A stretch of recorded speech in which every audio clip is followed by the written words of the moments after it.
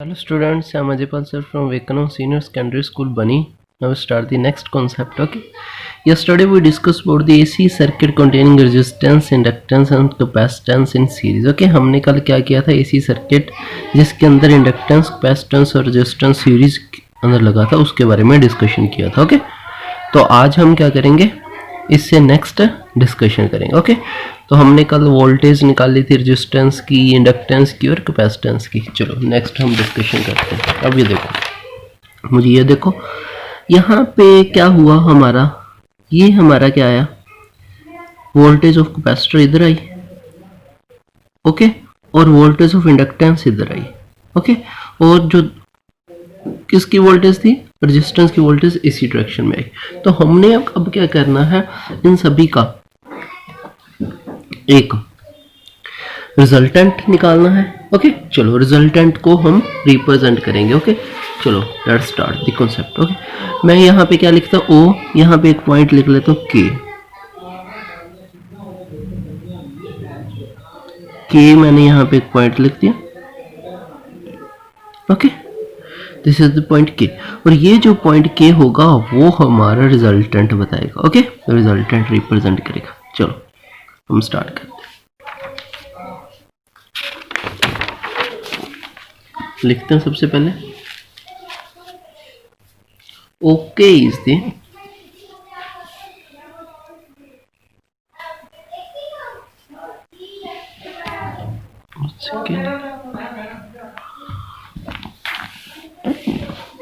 Okay is the resultant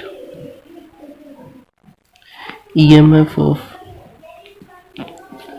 resistance, inductor और capacitor, इन सभी का क्या आ जाएगा, रिजल्टेंट EMF. हम कैलकुलेट कैसे करेंगे ओके को, रूट ए ओ ए का स्क्वायर प्लस ओ बी का स्क्वायर.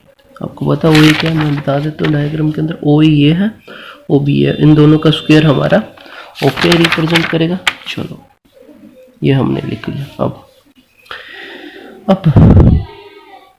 हमने क्या लिखना, ओ ए क्या बता रहा है, वी आर स्क्वायर बता रहा है, और ओ बी क्या बता रहा है. देखो हम ये लेट करेंगे, इसके अंदर जो वी एल है वो ज़्यादा है, क्योंकि ऊपर की तरफ वी एल ज़्यादा है, वी सी कम है. तो हम ये रिप्रेजेंट करेंगे कि ये जो वी एल है ये ऊपर की तरफ है, वी सी नीचे की तरफ है, और इन दोनों की कोई ना कोई वैल्यू, जैसे मान लो मैंने यहाँ पे रिप्रेजेंट किया था ना, मान लो यहाँ पे हमारे पास क्या है, वी एल है, मान लो वी सी की वैल्यू कम होगी इससे, तो हमारा जो नेट बचेगा वी एल माइनस वी सी बचेगा, वी एल माइनस वी सी, और वो सिर्फ ओ पी को रिप्रेजेंट करेगा. ये आपने याद रखा. ओके, जो ओ बी को रिप्रेजेंट करेगा वो वी एल माइनस वी सी होगा, वी एल माइनस वी सी का स्क्वायर आ जाएगा. ठीक है, चलो सभी की वैल्यू पुट करनी है. हमने सभी की वैल्यू कैलकुलेट कर रखी है. आई नोट आर स्क्वायर कल हमने की थी वैल्यू, इसकी भी की थी. आई नोट एक्स एल की थी, इसकी भी की थी. आई नोट एक्स सी का स्क्वायर हो गया. ओके, तो ये हमारा कॉन्सेप्ट. फिर हमने क्या कर, अब जो ओके है ई नोट रिप्रेजेंट कर रहा है, यहाँ पे आई नोट कॉमन ले लो, अंदर क्या बच गया, R square plus X L minus X C का स्क्वायर बच गया. ओके, अब जो ये रहेगा, हमने क्या किया, आई नोट को यहाँ से कॉमन ले लिया. अब मैं क्या करता हूँ, इसको मैं ऐसे लिख सकता हूँ, दोनों साइड अगर आई नोट की डिवाइड करूँ, या इसको इसके साथ मल्टीप्लाई करवा दूँ डिवाइड के अंदर, तो ये हमारा बच जाएगा. ये हमारा आंसर आ जाएगा. ओके, तो इसको मैं जेड से रिप्रेजेंट करूँगा. Z is equal to the E naught by में I naught is equal to the root R square plus X L minus X C का होल स्क्वायर हो जाएगा. The total effective resistance of RLC circuit is called impedance. इसको impedance बोलेंगे. Okay, and it is represented by Z. Okay, और इसको Z से represent करेंगे। चलो ये हमारा यहाँ तक हो गया। अब मैं क्या करता हूँ, इसी पूरे ट्रायंगल के अंदर मैंने एक एंगल भी लिया था। ओके, आपको पता है हमने एक एंगल लिया था, दैट इज क्या था, शाई एंगल लिया था, ये वाला, दिस इज द शाई एंगल। अगर इसी ट्रायंगल के अंदर, इस ट्रायंगल के अंदर मैं tan शाई पुट कर देता हूँ तो क्या होगा, tan शाई पुट करूँगा। ओके, इन ट्रायंगल, कौन सा ट्रायंगल, ओ बी के ट्रायंगल के अंदर मैंने क्या कर दिया, tan शाई पुट। क्या होता है tan शाई, आपको पता है, एक के हो जाएगा, बाय में क्या हो जाएगा, ओ ए हो जाएगा। टेंजेंट आपको पता है परपेंडिकुलर वाई में बेस होता है, तो एक के हो जाएगा परपेंडिकुलर, ओके बेस है तो परपेंडिकुलर वाई में बेस हो गया। वैल्यू पुट कर दो, एक के को मैं ओ बी डैश भी लिख सकता हूँ, बाय में ओ ए, ओ बी डैश क्या हो जाएगा, V L minus V C, O A क्या वी आर हो गया। अब इनकी वैल्यू पुट करो, that is the tangent psi is equal to the I naught X L minus I naught X C, by में क्या हो जाएगा, आई नोट आर हो जाएगा, समझेगी। आई नोट कॉमन ले लो, that is the tangent psi is equal to the X C minus X L minus x,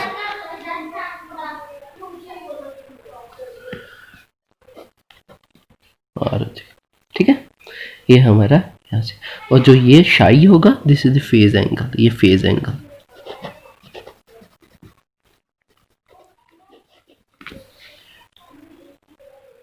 ये हमारा यहाँ से कॉन्सेप्ट है, हमने फेज एंगल भी निकाल दिया। अब क्या हो जाएगा, अल्टरनेटिंग ईएमएफ चेंज होकर क्या हो जाएगी, यहाँ पे E is equal to the E naught, दिख रहा होगा आपको I think, okay one second, E is equal to E naught sine omega T plus psi हो जाएगा। ओके, तो ये यहाँ से हमारा देखते हैं। अब यहाँ से 3 केस अराइज होंगे। Okay, 3 cases arise. Special case करते हैं यहाँ पे हम,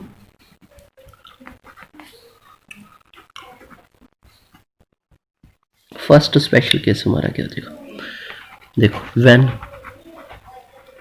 XL is equal to X C, देखो उसी फार्मूले के अंदर, तो टेंजेंट शाई के अंदर एक्सएल और एक्स सी जब बराबर हो जाएंगे इज इक्वल टू आर, तो दोनों जीरो हो जाएंगे, जीरो बाय में आर जीरो, जो शाई होएगा वो जीरो आ जाएगा, ये आप कर लोगे। Okay, hence voltage and current and same phase, इसके अंदर वोल्टेज और जो करंट रहेगा वो सेम फेज में आ जाएगा, तो इसको नॉन इंडक्टिव एसी सर्किट बोलेंगे। ओके, वोल्टेज आपको पता है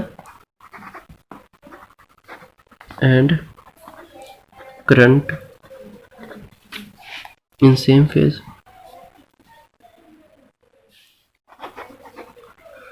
so it is called inductive. इसको क्या बोलेंगे, इंडक्टिव, नॉन इंडक्टिव। ओके, क्योंकि कुछ नहीं है। अब नॉन इंडक्टिव हो गया। सेकंड के अंदर क्या होगा, if XL is greater than XC, X और एक्सएल जो एक्सी से बड़ा है, तो जो टेंजेंट शाई रहेगा वो पॉजिटिव की वैल्यू आएगी। ओके, और इसके अंदर जो voltage leads the current by phase angle, voltage जो होगी वो करंट को लीड करेगी। ओके, अब मैंने आपको बताया हुआ है, जब भी इंडक्टर और रेजिस्टेंस की बात करें, रेजिस्टेंस के अंदर तो सेम फेज के अंदर आई भी उधर आता है, ई नोट भी उधर आता है। ओके, बट इसके अंदर क्या हो जाता है, वो लीड करता है। ओके, लीड करता था। अब voltage leads the current by phase angle शाई, अगर ये ज़्यादा है तो लीड ही करेगा, क्योंकि अब ये डोमिनेंट हो गया ना, तो इसका क्या आ जाएगा, इसको मैं लिखूंगा voltage leads the current by phase angle शाई फेज एंगल से लीड करेगा। और इस सर्किट को हम क्या बोलेंगे, inductance dominated circuit, inductance dominated circuit हो जाए। ओके, ये हो जाए थर्ड। अब एक्स सी अगर बड़ा है, sorry, okay, X C is less than X, मतलब एक्स एल छोटा है एक्स सी बड़ा है, तब क्या होगा, जो टेंजेंट शाई रहेगा वो नेगेटिव आएगा, नेगेटिव। और अब क्या होगी, voltage lags behind the current by phase angle psi. Okay, तो इस सर्किट को क्या बोलेंगे, कैपेसिटेंस डोमिनेटेड सर्किट। ओके, तो ये हमारा कॉन्सेप्ट पूरी तरह डिस्कशन हो चुका। आई होप यू अंडरस्टैंड, आपको ये सारा कॉन्सेप्ट समझ आ गया होगा। बहुत सिंपल कॉन्सेप्ट था, कुछ नहीं था इसके अंदर। आई होप यू अंडरस्टैंड, आपको सारा कॉन्सेप्ट समझ आ गया होगा। ओके, तो take care, stay home, stay safe, bye.